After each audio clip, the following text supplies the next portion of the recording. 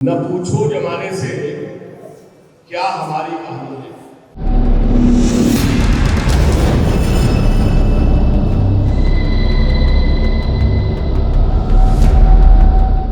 Mission जय भीम क्या है, इसकी जरूरत क्यों पड़ी? आपको हो सकता है सरोवा साहब ने और उनके साथियों ने कुछ परिचय जरूर दिया होगा, ऐसा मैं मानता हूं।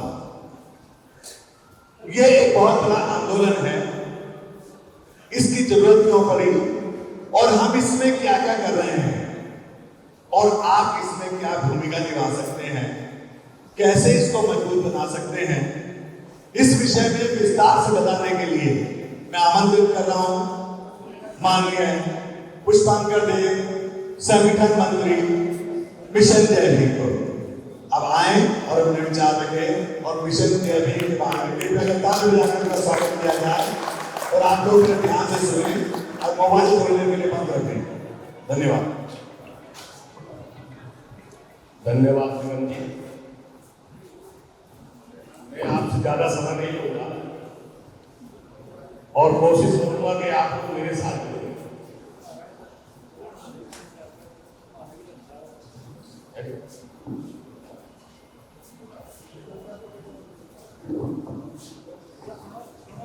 न पूछो जमाने से क्या हमारी कहानी है। मेरी आवाज आ रही है?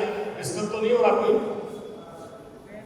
न पूछो जमाने से क्या हमारी कहानी है, हमारी पहचान तो इतनी है कि हम भारत के मूल निवासी हैं।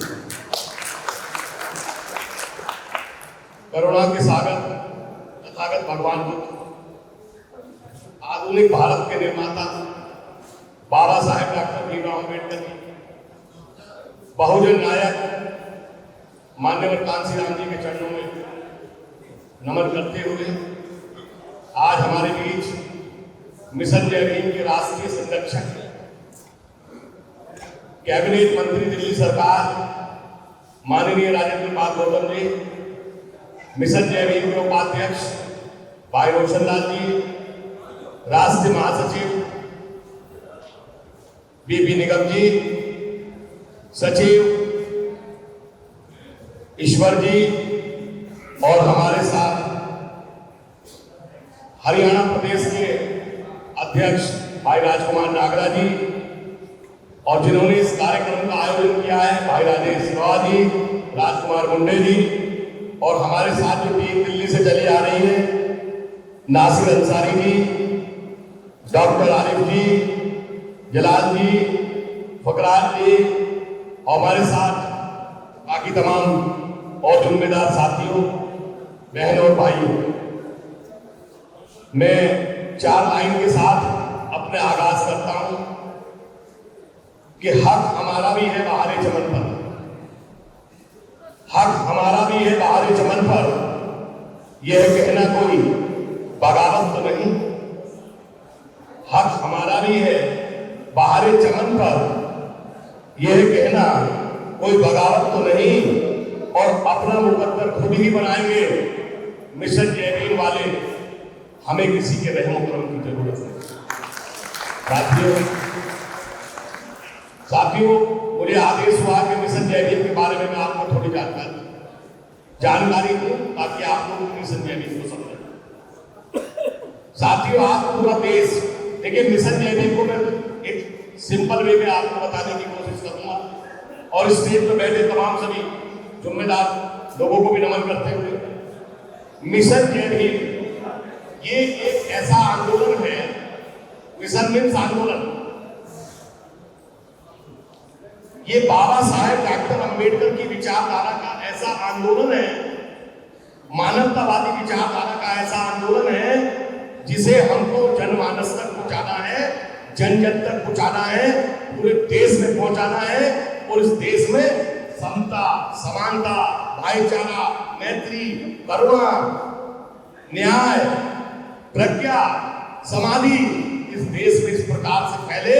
इस जो देश आज जो विषमतावादी लोग विचारधारा के तहत आज जो नफरत एक दूसरे के बीच फैली हुई है, उसको हम समाप्त करना चाहता है मिशन जय भीम।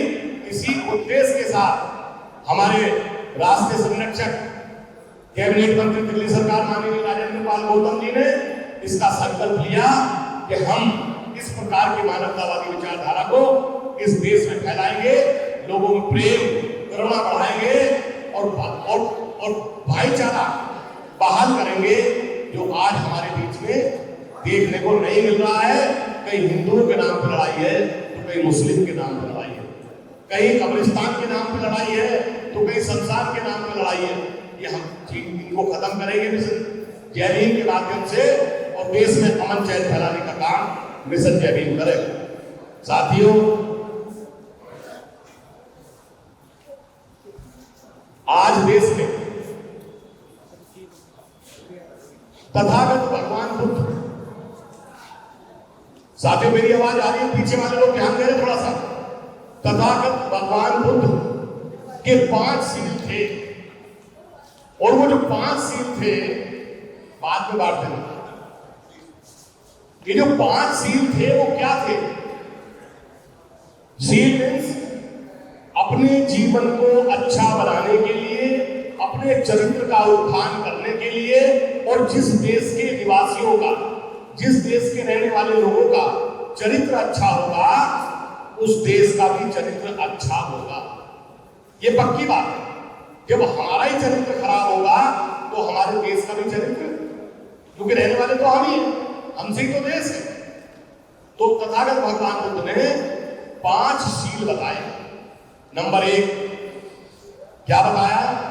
कि हम झूठ नहीं बोलेंगे, किसी को झूठ नहीं बोलना चाहिए। दूसरा, चोरी नहीं करेंगे, हमें चोरी नहीं करनी चाहिए। चोरी अच्छी चीज है क्या? नहीं, कोई पसंद नहीं करेगा।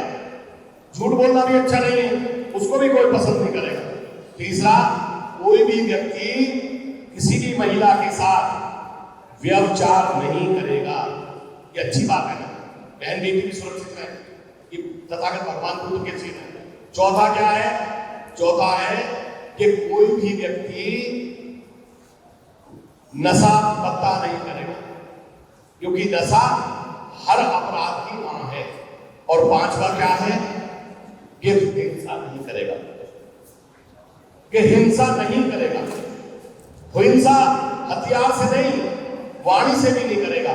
ये 5 सील तथागत भगवान बुद्ध ने दिए।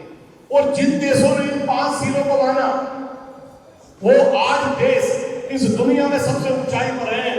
वो देश विकसित हो गए, चाहे वो आपका थाईलैंड हो, आपका चाइना हो, आपका जापान हो। जापान जैसे देश पर अमेरिका जैसे एक मजबूत देश जो दुनिया की ताकत समझी जाती है, उसने एक बार नहीं 2 बार हिरोशिमा और नागासाकी पर इतना बारूद गिराया कि आज वहां पर जो बच्चे पैदा हुए वो भी आज पूरी तरह से स्वस्थ पैदा नहीं होते, वो भी आज क्या है, वो अपंग पैदा होते हैं।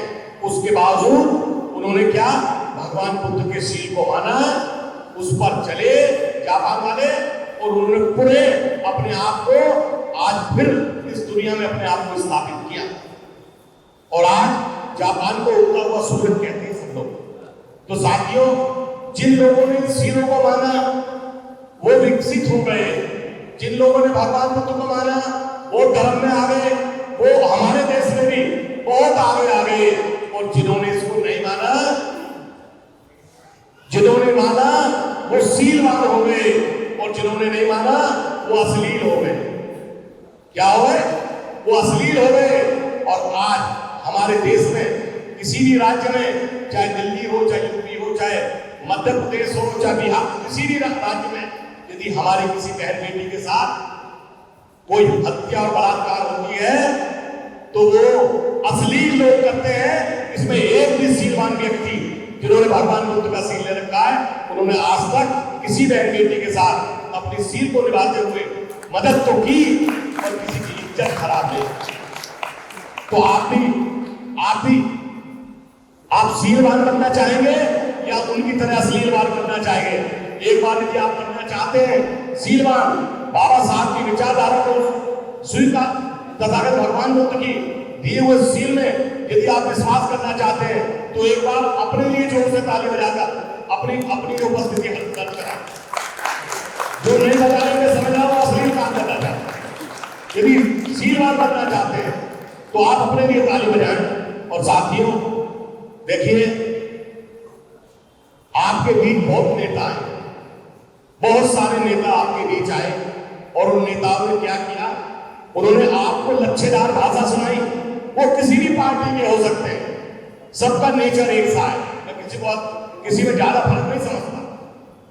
सबकी लच्छेदार भाषा होती है और बहुत अच्छी लच्छेदार भाषा बोलकर वो क्या करते हैं, आप लोगों को कन्विंस कर लेते हैं, आप लोगों की मन को जीत लेते हैं और आप क्या करते हो, फिर खुश होकर ताली बजाते हो। क्या बजाते हो? ताली बजाते हो।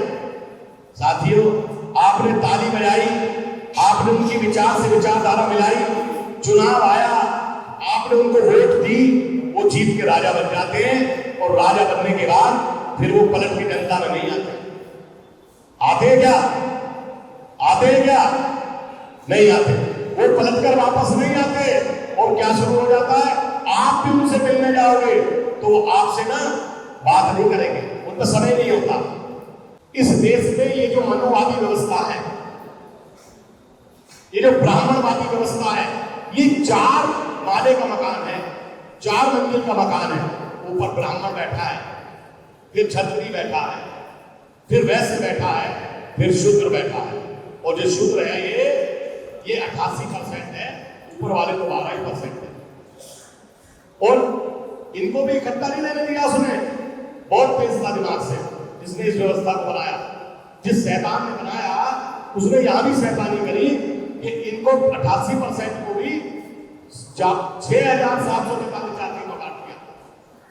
उन्होंने भी कुछ अछूत बना दिए, कुछ सछूत बना दिए। इन्हें छुआ जा सकता है, इनको छुआ नहीं जा सकता। तो साथियों, हमें जाति छोड़नी होगी। जाति छोड़ो और समाज जोड़ो। जब आप जाति छोड़ोगे और समाज जोड़ोगे, पहले कहते थे हमारा जो देश है यहाँ सोने की चिड़िया होती थी। अब सोने की चिड़िया कोई पेड़ पर बैठती थी, चू चू करती थी ना।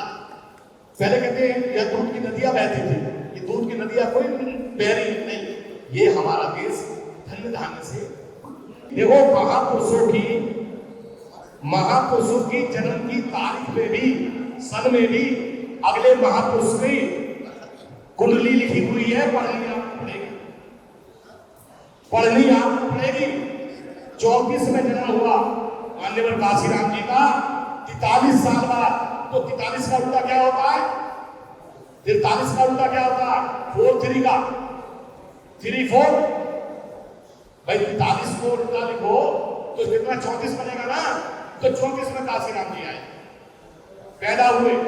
और हमारे बीच